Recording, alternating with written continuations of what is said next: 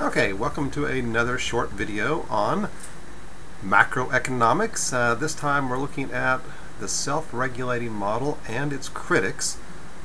Basically, in past videos we've talked about the classical model, which believes that the economy is largely self-correcting and self-regulating, and the mechanism by which it does that is through the short-run average supply curve. The model argues that prices, wages, and interest rates are all flexible enough so that if you're in a recessionary gap or an inflationary gap, these will either rise or fall depending on the situation, and so you'll wind up returning to full employment equilibrium. So long-run supply curve, that vertical line at full employment. So the government doesn't need to do anything, the economy will take care of itself. Now, this was the dominant model up until the 1930s when John Maynard Keynes came out with a new theory that we now of course call Keynesian economics. And what Keynes said is that those assumptions of flexibility really are not true. He argued that wages and prices tend to be sticky, especially downwards. In other words, they will go up fairly easily, but they don't go down very easily. And he identified several reasons for that: efficiency wage models, long-term labor contracts, etc. for that.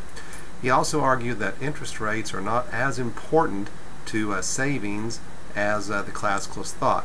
He argued that technology played into it, income, expectations are all important as well. So the upshot of this is, when people save money, it may not flow back into the economy. Therefore you can't have a leakage. Under the classical model, you had Say's law, supply creates its own demand, which said that you can't have overproduction or underproduction in the entire economy. Keynes said no, that's not true.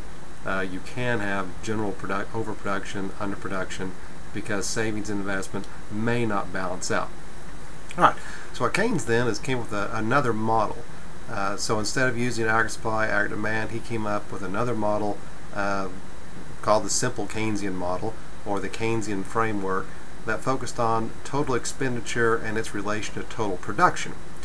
And in this basic Keynesian model, you have the consumption, you have investment, you have government purchases, and normally you don't even worry about the foreign sector net exports. You assume that prices are constant, so you don't have to worry about making price adjustments. You assume that money is ignored, so you don't worry about monetary policy. And again, usually you just do a closed economy, so you just have consumption, investment, and government purchases. Now, as far as consumption goes, that's the dominant one. That's about 2/3 of our total spending. And Keynes thought that disposable income was the key determinant of that. And he further broke that down to two parts. He said consumption spending depends on A, autonomous consumption, which is that part of your spending that's independent of your income, and then B, dependent spending, that part of your consumption that is dependent on your income. So he developed what's called the consumption function, which we've talked about. It's consumption equals autonomous consumption plus the MPC times your disposable income, or if you're talking about the country, real GDP. And you can use that equation to find out, given a certain amount of GDP, how much of that will be consumption spending. So just a very simple formula. We've worked through examples of that. So given, say, 3 or 4 levels of GDP, maybe 9 trillion, 10 trillion, 11 trillion, you can just plug that into the formula. With autonomous consumption, maybe it's 600 billion, maybe the MPC is 0.9, and so you just plug that in and you get consumption.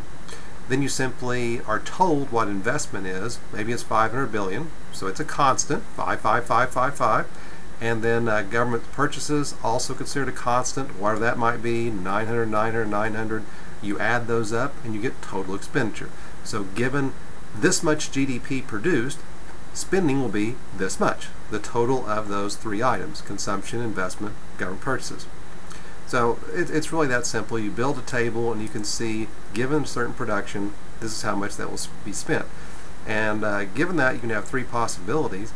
You can be spending more than is being produced, you can be spending less than what is produced, and your spending can equal what is being produced. So those are your basics that you can get to at that time. Alright, I think that will be enough for this video. Next time we'll continue on with this discussion as to what it means if spending is less than, equal to, or greater than total production.